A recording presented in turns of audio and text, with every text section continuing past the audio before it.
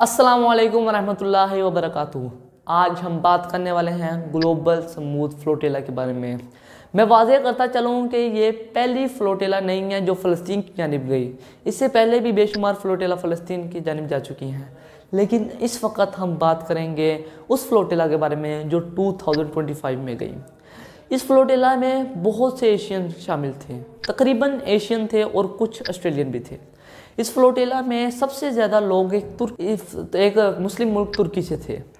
उसके बाद Spain, France, Italy जैसे मुल्कों से थे। 2 लोग पाकिस्तान में थे, जिनमें सेनेटर मुश्ताक और उनके साथी थे। सेनेटर मुश्ताक पाकिस्तान में फ़लस्तीन के लिए बहुत आवाज़ उठाते थे और एक बार इन्हें अरेस्ट भी कर लिया गया। तो एक पुलिस वाले ने इनसे कहा कि अगर तुम्हें इतनी ही हिम्मत है तो जाओ फ़लस्तीन में जाओ और उनकी मदद करो। और अब ऐसा ही हुआ।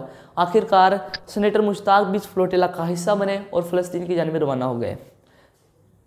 इस फ्लोटिला में 30% इस फ्लोटिला के अंदर मुस्लिम थे और 70% नॉन मुस्लिम थे, जो सिर्फ इंसानियत के नाते वहाँ जा रहे थे।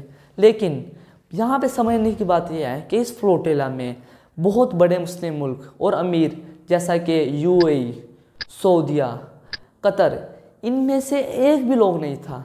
इससे ये बात वाज़ेह होती है कि आज मुसलमान कितना गिर चुके हैं, क्योंकि इस फ्लोटिला में 70% नॉन मुस्लिम थे, जिनमें एक्टर्स, बॉलीवुड स्टार्स शामिल थे। इसमें बहुत से ऐसे लोग थे जिनका खुद का सरमायाकार पूरा नहीं हो रहा था, लेकिन वो फ़लस्तीन के लिए आवाज़ निकालने के निकले। ये फ्लोटिला 50 कश्तियों पर मुश्तमिल थी, जिसमें तकरीबन 500 लोग थे। और ये कश्तियाँ कोई आम कश्तियाँ नहीं थी, इनमें बेडरूम, किचन और यहाँ तक वॉशरूम भी थे।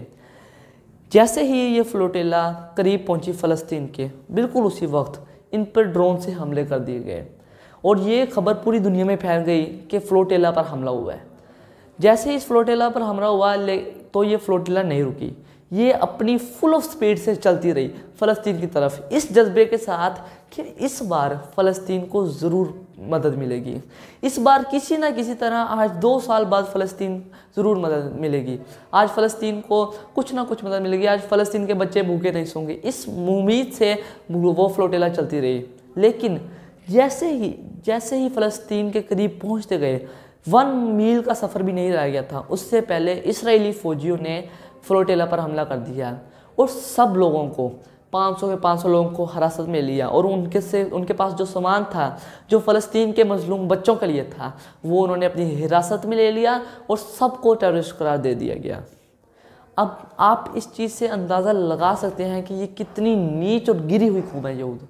और अब हम बात करते हैं इस फ्लोटिला का फ़ायदा क्या हुआ। भी हमने बात की कि पहले भी काफ़ी फ्लोटिलाज निकल चुकी हैं, जिसमें से सिर्फ एक कामयाब है, बाकी सारी नाकाम हुई। इसका फ़ायदा क्या हुआ? आखिर क्यों ये फ्लोटिला बार बार नाकाम होने के बावजूद निकाली जा रही है?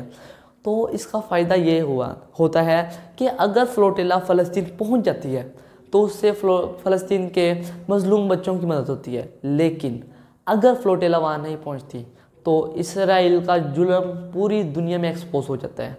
इसका ये फ़ायदा है। और अभी से ही दोबारा से फ्लोटिला पर काम करना जारी कर दिया है और ये फ्लोटिला दुनिया की सबसे बड़ी फ्लोटिला होने वाली है, World War II से भी बड़ी। शुक्रिया।